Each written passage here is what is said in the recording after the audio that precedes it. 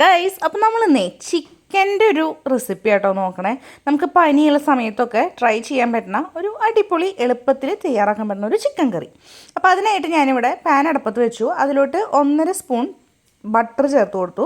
അതിലോട്ട് നമ്മളൊരു 10-15 ചുവന്നുള്ളി നല്ല പോലെ ചതച്ചതും ഒരു 10 വെളുത്തുള്ളിയും ഒരു വലിയ കഷ്ണം ഇഞ്ചി ചതച്ചതും കൂടെ ചേർത്ത് കൊടുക്കുകയാണ്. നമുക്കിതൊന്ന് സോട്ട് ചെയ്തെടുക്കാം. അതിലോട്ട് നമ്മൾ പച്ചമുളക്, ഞാൻ ഇവിടെ പഴുത്തതാണ് എടുത്തിട്ടുള്ളത്, അത് വട്ടത്തിലരിഞ്ഞതും കൂടെ ചേർത്ത് കൊടുത്തു. നന്നായിട്ട് മൊരിഞ്ഞു വന്നതിന് ശേഷം, ഒരുപാടല്ല, അത്യാവശ്യത്തിന് മൊരിഞ്ഞു വന്നു കഴിഞ്ഞാൽ നമുക്കിതിലോട്ട് മസാലപ്പൊടി ചേർത്ത് കൊടുക്കാം. ഒരു 3/4 സ്പൂൺ മസാലപ്പൊടി ഞാൻ ചേർത്ത് കൊടുത്തിട്ടുണ്ട്. ഗരം മസാലപ്പൊടിയാണ് ചേർത്തിട്ടുള്ളത്. ഇനി നമുക്കിതിലോട്ട് നമ്മുടെ കഴുകി വൃത്തിയാക്കി എടുത്തിട്ടുള്ള ചിക്കൻ്റെ കഷ്ണങ്ങൾ ചേർത്ത് കൊടുക്കാം.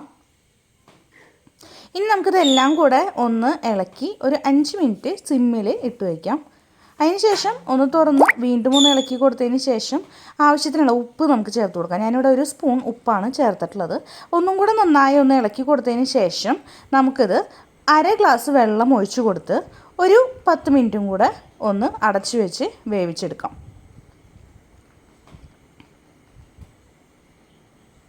അപ്പം എന്തായാലും നല്ല പോലെ തിളച്ച് വന്നിട്ടുണ്ട്. നമുക്കൊന്ന് ഇളക്കി കൊടുക്കാം. വീണ്ടും ഒരു 10 മിനിറ്റ് നമുക്ക് അടച്ചു വയ്ക്കാം. ഏകദേശം ചിക്കനൊക്കെ നല്ലപോലെ വെന്ത് വന്നു. ഇനി നമുക്ക് പാനിലോട്ട് വീണ്ടും 1 സ്പൂൺ ബട്ടർ ഇട്ട് കൊടുക്കാം. അതിലോട്ട് 1 സ്പൂൺ കോൺഫ്ലവർ ചേർത്ത് പാലും ചേർത്ത് നമുക്കൊന്ന് മിക്സ് ചെയ്തെടുക്കാം. എന്നിട്ട് നമ്മൾ ചിക്കൻ്റെ വേവിച്ച് വെച്ച ആ വെള്ളം കൂടെ അതിൽ ചേർത്ത് കൊടുത്തു. അതിന് ശേഷം നമുക്ക് ഒന്ന് തിളച്ച് വന്നു കഴിഞ്ഞാൽ നമുക്ക് വേവിച്ച് വെച്ച ചിക്കൻ ഇതിലോട്ട് ചേർത്ത് കൊടുക്കാം. ശേഷം അതിൻ്റെ മേലെ നമുക്ക് കുറച്ച് കുരുമുളക് പൊടി ചേർത്ത് ഇളക്കി കൊടുക്കാം.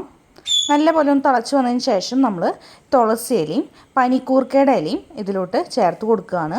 ഇനി ഇതെല്ലാം കൂടെ നമുക്കൊന്ന് ഇളക്കി കൊടുത്ത് ഒന്ന് തിളച്ച് കഴിഞ്ഞാൽ ആ ഇലകളെല്ലാം അതിൽ വാടി ചേർന്നിട്ടുണ്ടായിരിക്കും. ഒരു 2 മിനിറ്റ് നമുക്ക് ഓഫാക്കിയിട്ട് ഒന്ന് മൂടി വയ്ക്കാം. ഇപ്പോൾ നമ്മുടെ ചിക്കൻ കറി തയ്യാറായി.